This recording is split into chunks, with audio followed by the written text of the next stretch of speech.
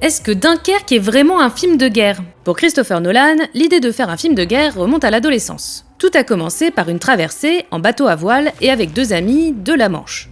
Pourquoi? Pour s'imprégner de cette époque, expliquait-il. C'est l'une des choses les plus difficiles, les plus effrayantes que j'ai vécues. J'ai été extrêmement soulagé d'arriver en un seul morceau, alors même que personne ne nous bombardait. La simple idée de refaire le même trajet en pleine zone de guerre est totalement impensable.